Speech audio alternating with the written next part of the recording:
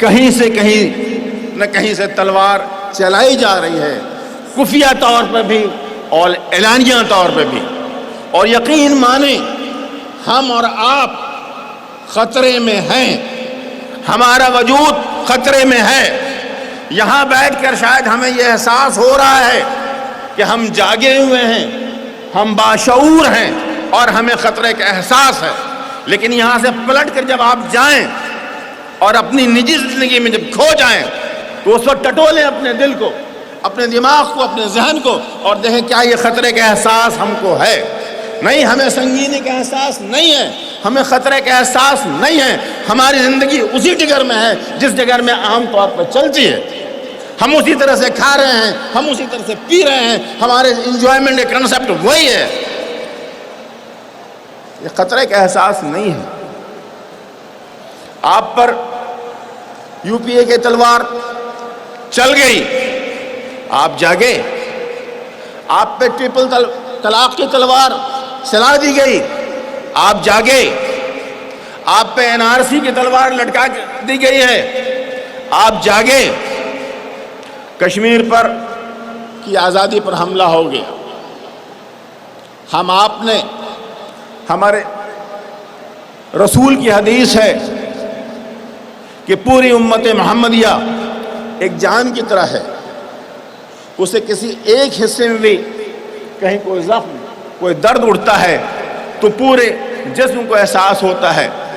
کہ ہمیں احساس آج کشمیریوں کے درد کا ہے، احساس کا ہے، ان کی محکومیت کا ہے؟ ہمیں نہیں ہے.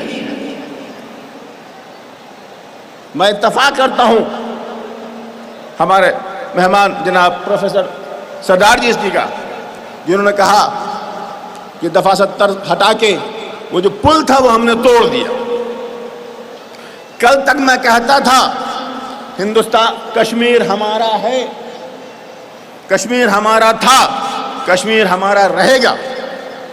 لیکن 4 اگست کے بعد ہم نے یہ حق کھو دیا، لیگل رائٹ بھی کھو دیا، مورل رائٹ بھی کھو دیا.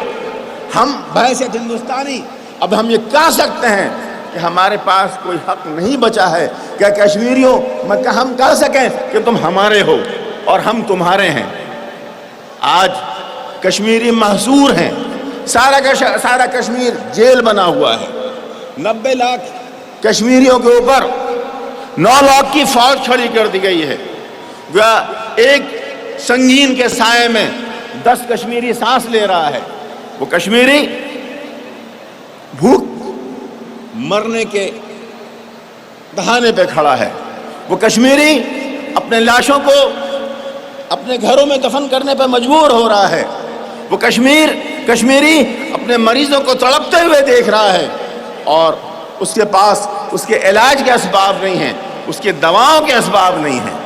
یہ ہو سکتا ہے کہ پی اے وائی کا اسٹینڈ نہ ہو، لیکن میرا یہ اسٹینڈ ہے کہ وقت آ گیا ہے ہندوستان کشمیریوں کو ان کا حق عطا کرے اور عطا دے. میں کہوں گا کہ دیکھیے اس وقت ہم سنگین خطرات کے سائے میں ہیں اور ضرورت اس بات کی ہے کہ ہم خطرے کو سمجھیں اور خطرے سے نپٹنے کی تیاری کریں.